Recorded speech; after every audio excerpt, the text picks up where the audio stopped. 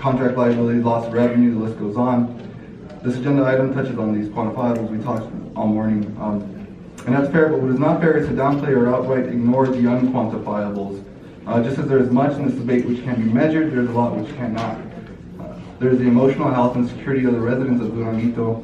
There is a feeling of passing on your childhood home to your children, your grandchildren. There are the unwritten histories which connect residents throughout generations within a community. I can appreciate the quantifiables, but I hope that this council thinks deeply and considerately about these unquantifiables. When I was up there in Boston, people would ask me a lot about El Paso. I would tell them with pride what I think makes the city great. And I wouldn't talk about the convention center or the number of hotels we have downtown. I would tell them that the greatest thing about El Paso, my favorite thing about El Paso, is the people. And all the economic revitalization in the world won't mean anything if El Paso loses that which makes it unique. And moving forward with these grand projects, we need to be sensitive to not just the quantifiables, but the unquantifiables. Dr. No mentioned a site which has the least amount of negative impact, and I think that depends on what value you place on this impact. This cannot be just an economic argument. We have the potential to be not just another large, bustling city, but a city with heart, character, and a cherished history. In investigating the cost proposed in this item, I hope that the City Council is not backtracking and potentially setting its sights once more on Duranguito. I know there are no easy answers, but there is no excuse for giving into economic pressure and lobbying. Our City Council owes it to us to move forward with this project thoughtfully and without urgency. Lastly, I hope our council is aware that until they say unequivocally that they will no longer consider Duranguito as an arena site, they are effectively holding the residents of that community emotionally hostage, and this is unacceptable. Thank you. Thank you, Chair. Good morning, Ms. Guida. Ms. Guida will be followed by Mr. Miguel Juarez, Mr. Charles Stapler, and Ms. Wally Schiff. Good morning, Mayor and Council, and I want to thank each of you for the hard work and good thoughts and efforts that you put into this issue. I have attended several of the meetings of the Duranguito residents and supporters. There are no outside agitators in this group. Everyone, elders, youth, are all longtime residents of El Paso. They have the intelligence, ideas, and wisdom to create an economically viable neighborhood. The one thing they're lacking is resources. I see that we are able to give taxpayer resources, economic incentives, tax rebates, etc., under local and state laws to other people. Why not help the residents in areas like Duranguito and South El Paso to carry out their ideas? They only want to contribute to the strength and the future of El Paso in the same way that the big name and big money people want to do. With your support and the city staff expertise, El Paso can retain its authentic qualities. You cannot buy authenticity, you cannot fake authenticity. El Paso still has some pockets of authenticity.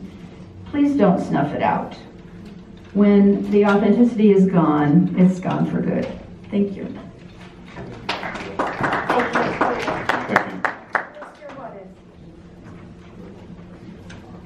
Good morning, Mr. Juarez. Good morning. Good morning, Mayor, Leaser, and City Council. My name is Miguel Juarez. I live in District 3. I'm a doctoral candidate at UTEP. As a taxpayer, I would like to know the following. It has been stated that the Civic Center is too small to attract large conferences. How many conferences do we lose because the Civic Center is not big enough? My second question is, in what condition is the Civic Center presently in? My third question is, why is the city incentivizing projects under 600 rooms? The Marriott and Doubletree combined will only have 350 rooms. How is that a convention benefit? And also, the multi-purpose center can be built in a year like the ballpark. Mr. Chair has stated that the city would place eminent domain or recommends the city place eminent domain back on the table.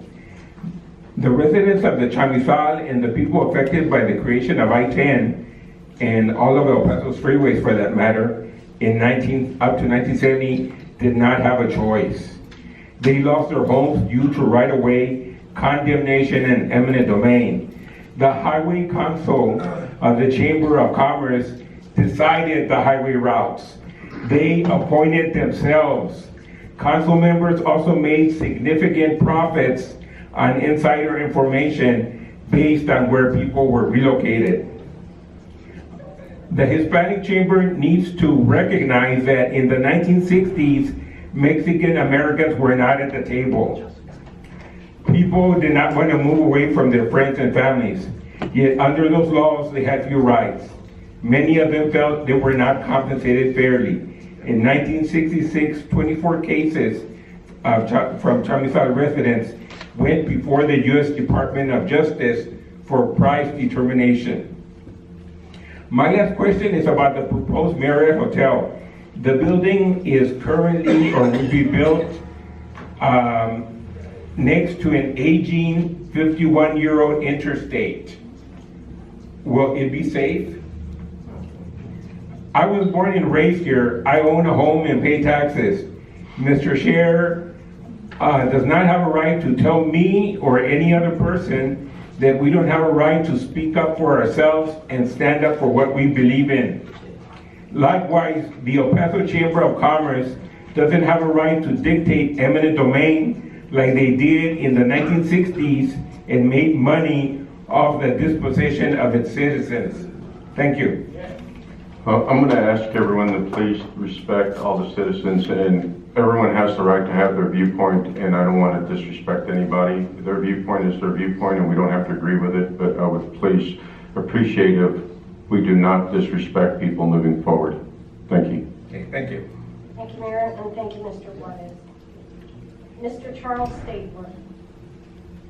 Good morning, Mr. Stabler. Good morning.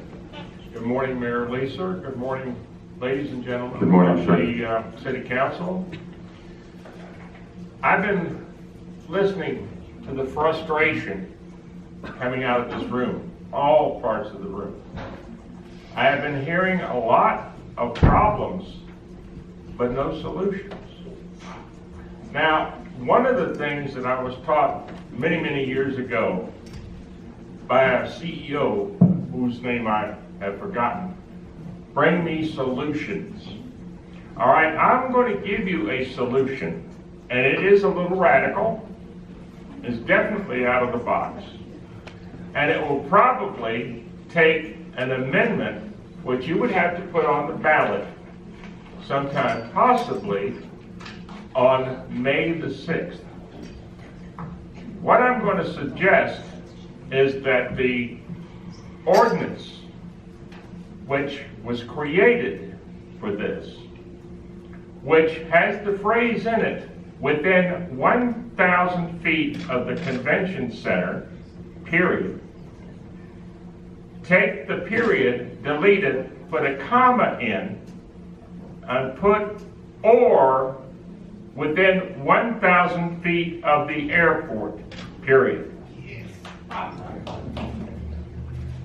That way you can at least have a chance, if some other place is taken, chance to be able to build that thing within a fairly reasonable time.